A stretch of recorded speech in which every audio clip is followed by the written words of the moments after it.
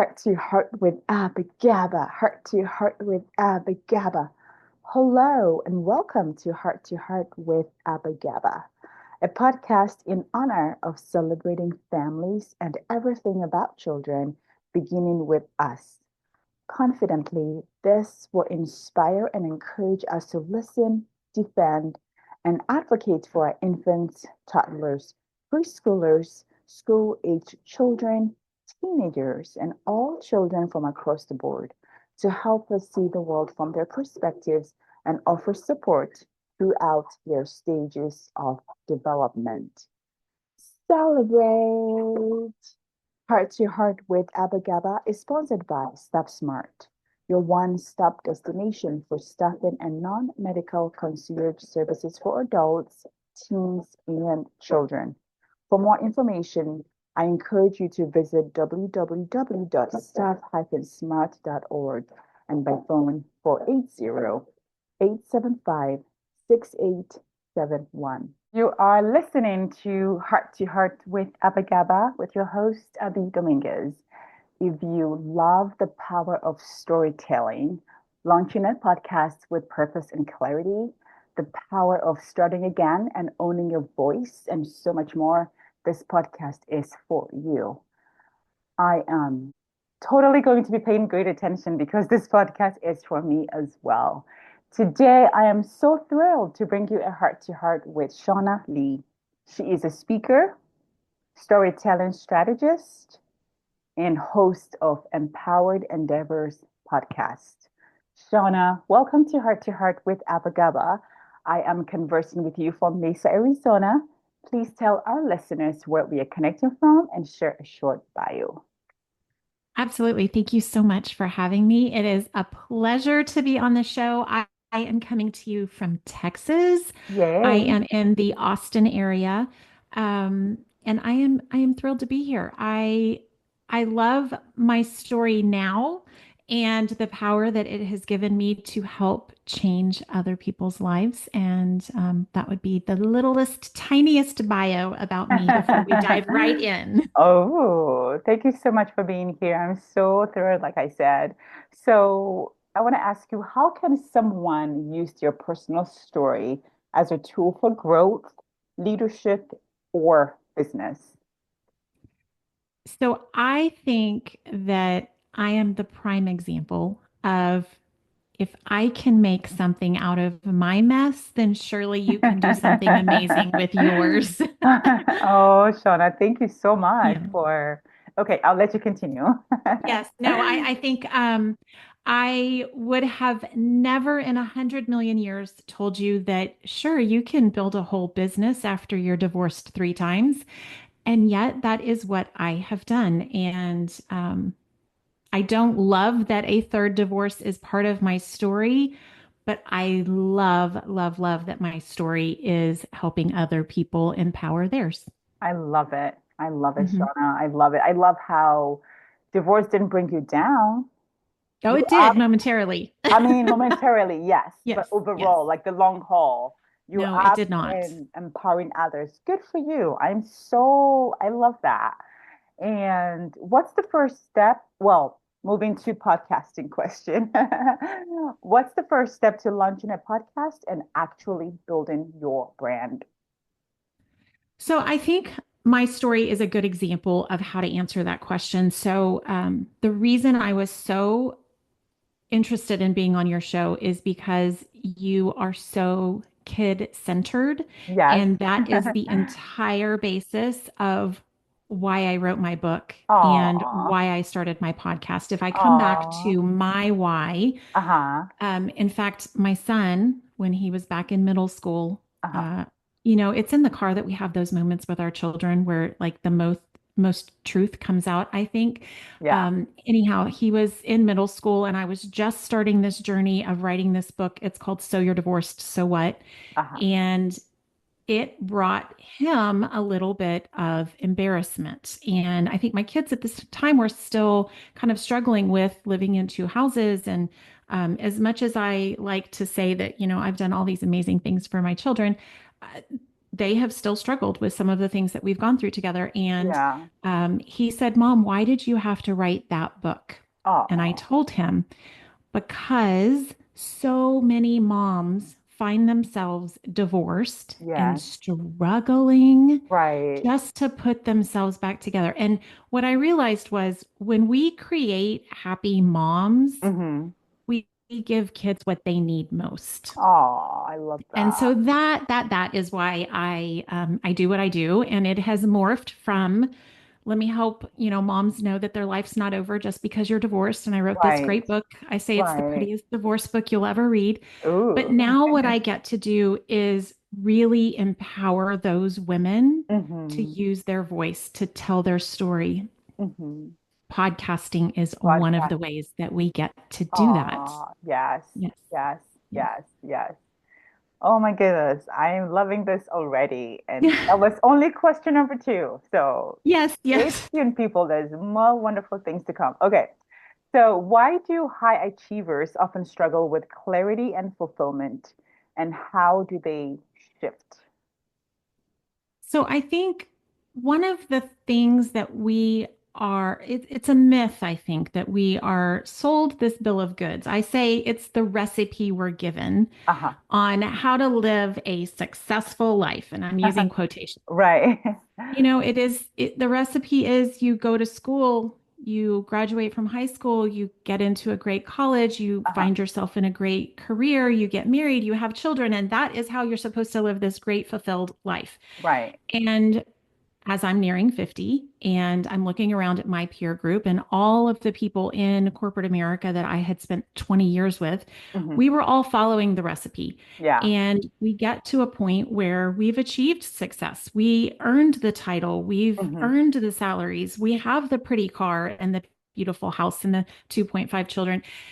And yet we still feel like something's missing. And Yeah. that was the moment where I'm like, okay, hold on. It's not about success in the way that we've been measuring it, in the numbers we've been using. Uh-huh. But what does fulfillment really look like? And I think the reason most successful people struggle is because they're following the recipe, and Yeah. one size Yeah. does not fit all. Where one size does not fit all. I totally Mm-mm. agree. How can women turn burnout into brilliance without burning it all down? So the power is really in the pause, and it's counterintuitive. But I fundamentally believe Uh-huh. that, especially for moms, Uh-huh. when we can feed ourselves first, they say on the airplane, put your oxygen mask on first. Right. When you can fill your cup and give yourself what you need and truly care for yourself in the way that you need, I love that. then you are able to fully show up for all the people in your life that you really want to be 100% for Yes. in the way that you want to. Yes. Yes. That is so true. Because I get grumpy when I have less sleep. Absolutely. Don't And we all? Sleep is one of my favorite things. And through the years, it has been one of the hardest things to keep a hold of. it has. So, what mindset shifts are necessary to go from surviving to thriving after divorce or disruption, back to divorce and I think when we're specifically talking about that phase of rebuilding your life after divorce, I yeah. think gaining control of the narrative is where your control is. So I think a lot of times the uncertainty of what does the future hold? What does my life look like now? Nothing like I had planned. It becomes very scary because it's murky and it's cloudy and unknown. And I think the clarity comes from those moments when we can just really sit and say, hang on a second. Not only is my story not over, but I get to write this next chapter. I get Yeah. to decide what it looks like. And putting the power of your choice back in your control, I think Mhm. is what really helps empower women to know Yeah. you get to decide what do you want? Where do you go Yeah. from here? Yeah. Yeah. Yeah. Wow, that's really deep. I love that.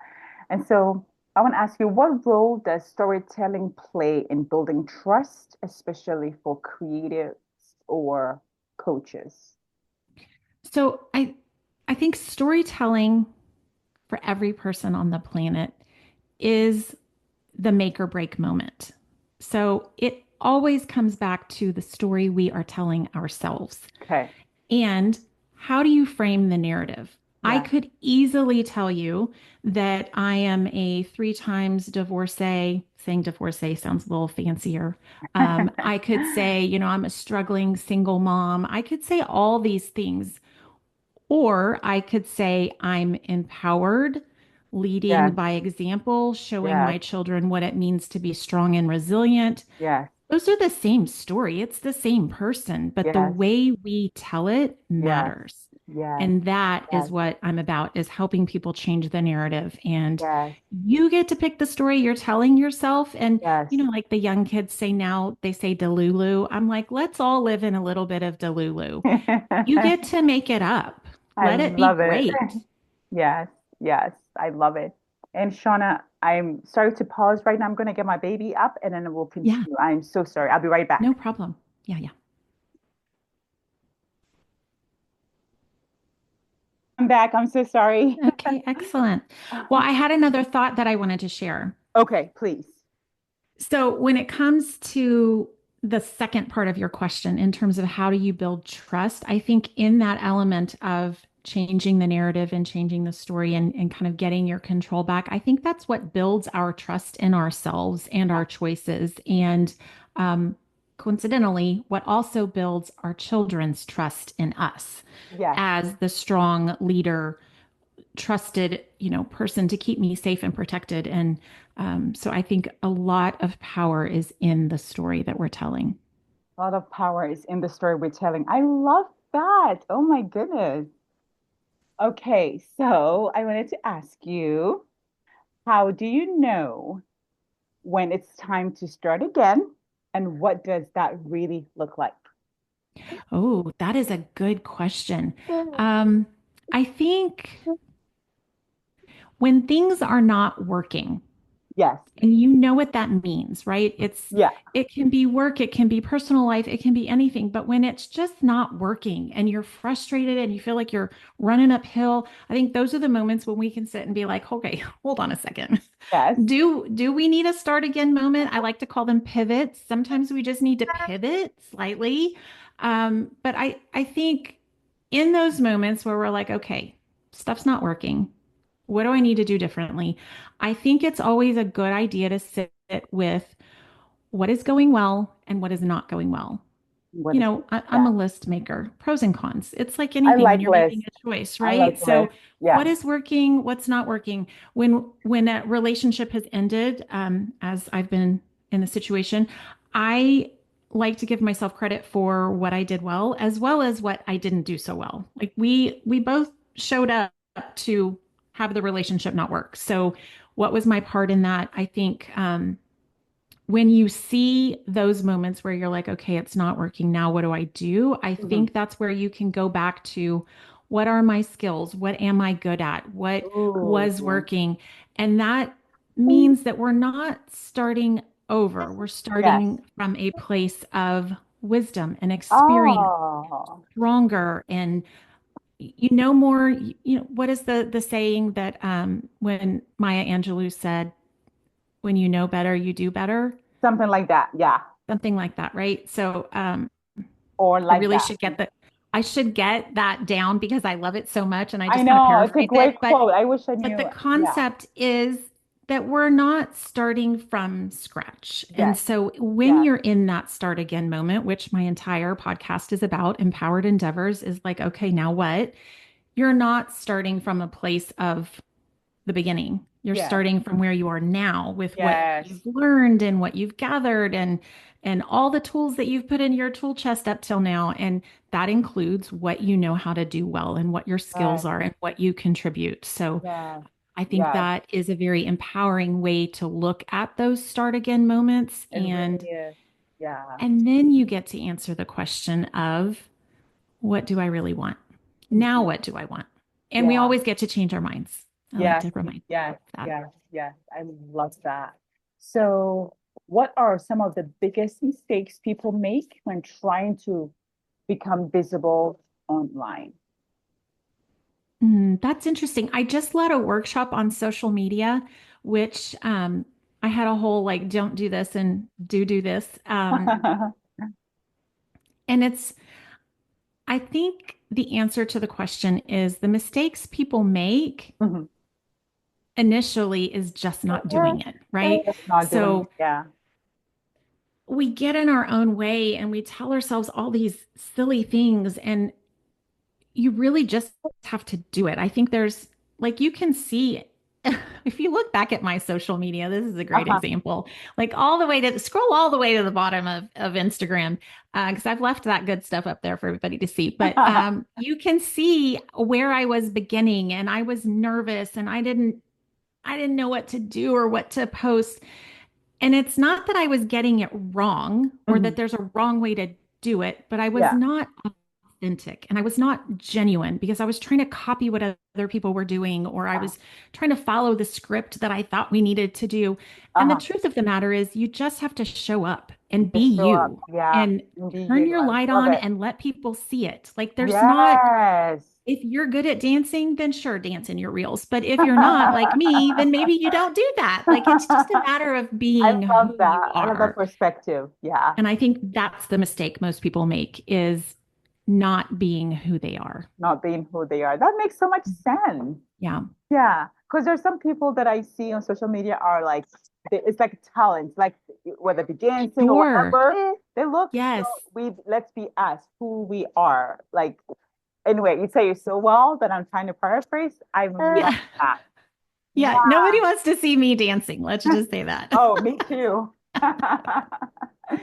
Oh, can podcasting or content creation be healing? And how do we keep showing up when it's hard? Oh, 100%. Oh my gosh, my entire podcast has been a path of my healing journey. And I think honestly, it's funny because I just considered this the other day, that in a lot of ways, my nonfiction book I wrote was a little bit of a memoir.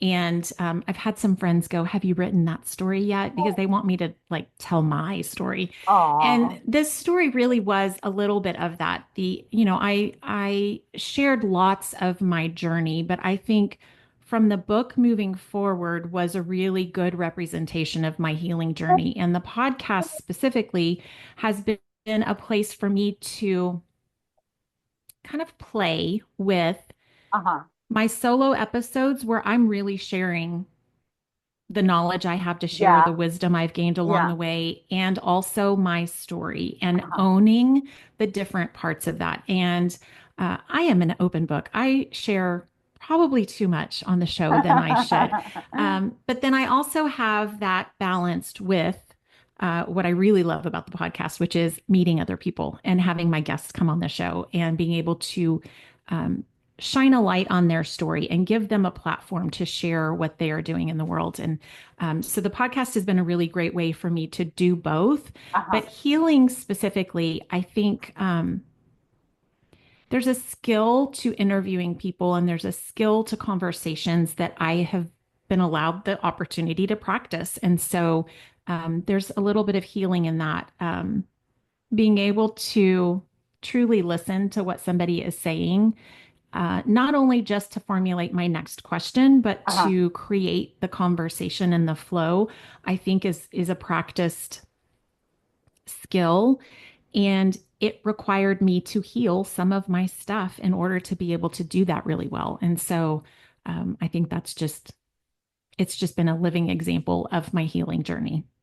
I love that. Aren't solo episodes so healing? I find solo Yes, episodes like I love them. I have my thoughts down. I put them together. yes, It's just so from the heart. Like I love solo episodes. Like thank you so much for yes. mentioning that. Yeah, absolutely. Yeah, I love both. And then in the very beginning, if you listen to some of my very first episodes that were just me, myself, and I was so nervous and I was so worried about what people were going to think. And then I realized two people heard those episodes, so it Oh. didn't really matter. But but it really was just about me practicing using my voice and Right. getting out there and being more comfortable with sharing. And yeah, I mean, it's just the more we say it out loud, the easier it gets and the more healing it becomes. I love that. So, what advice would you give to women trying to juggle motherhood, ambition, and self-worth? Well, though I love balance as my word, but it's also a big fat lie. Um, I think that we hear a lot. Can you have it all? I don't. I think you can have everything you want, but I don't think we're meant to have everything that everyone else has. And so this idea of having it all, I think, leads us down the path of being burned out and depleted because we're trying to do all the things we're not good at. We're trying to do all the things that somebody else enjoys. And it really, motherhood is one of my favorite jobs I've ever been Oh, given. love that. Um, these four humans that I have created, co-created, I will say, with the universe, they're my favorite humans on the planet, and they Oh, are 31 to now 12.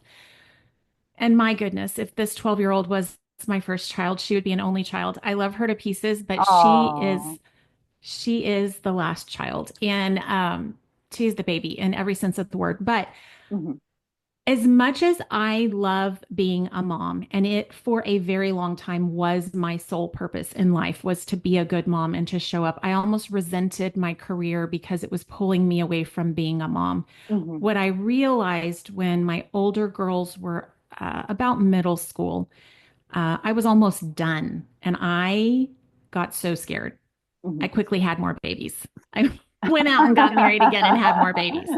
Like I was not ready to be done being a mom because so much of my identity and my purpose was aligned with being a mother. Yes. And yet, it hasn't been enough to make me feel fulfilled. Mhm. And oh, I might get a little emotional while I tell this story, but I will tell it anyways Oh, because somebody might need to hear it. yes, yes. But when my oldest daughter was turning 18, I was so sad. Everyone was celebrating and they're like, congratulations. And my family, we all believed, I was raised to believe like your kids turn 18 and then you're done. Mm, Um, and I think I was realizing in that moment, like, there's still a lot of parenting left for this kid. She was still in high school, she was a senior. She was about to go to college. I did not feel like I had prepared her to leave the nest yet. Like, there was so much more that I wanted to do yeah. for her. And I had this moment of praying to God and saying, I'm not ready to be done, Oh, which is why I quickly had more babies. But what I heard was, they were never yours to keep. oh, And oh my God, it still to this day gets me. But oh. I realized how true it is. How true it And is. Yeah. they're not mine. Yeah. As much Yeah. as I want to think these special babies are mine, Hmm. they're really not. And Yeah. anyways, I don't even know where that story came from, but From the heart. from the heart to heart, I tell you. Um, but yeah, I think it was just it was moments like that that I realized as much as I love being a mom and it felt like my purpose, they're not mine to keep, which meant Mhm. that wasn't my only purpose in life. And Right, so it right. required me to dig deeper and Oh, it yes, required me to find where I am underneath yes, the being the yes, mom. yes, And that yes. is my answer to that question. You are going to be my next best friend, Shauna. I love that. I love that. I live in Arizona. You're in Texas. We should meet in the middle somewhere. I We don't should, we should, we should. know. Well, I plan to come to Arizona in the fall, so we should totally You have a connect. friend. If you come to Arizona, please let's I love connect. it. I I love would it. love to I hope you connect. have tissues because Oh, I know, from the heart. Oh my gosh, yeah. Shauna. So I want to hear about your children's book and then your is it nonfiction? Your nonfiction. Well, so I've Oh, written sorry. three different genres. You don't. Okay. I've always wanted to write books. I have many more in me, but the first one I wrote was this children's book for my son, who, listen, my son is now driving with a permit and he will be 16 this summer, but he was about 2 at the time. He's my Uh-huh. only boy. I have The other three are girls. Uh-huh. Um, and I wrote this story called Luke the Litter Bug. His name is Luke. Oh, I have that book And such a too. solid name. I love It it. is. I love it. I really thought I was being so unique and that it wasn't going to be the most popular name. And he's, one of One several of, Lukes usually on yeah. the hockey team or whatever. But, Right, anyways, it's a right. great name still. It's a great name. So, Luke the Litter Bug was the story I wrote. And I wrote it first. The way all stories originate, it was verbal, and it was this story I was telling him night after night as I was putting him to sleep.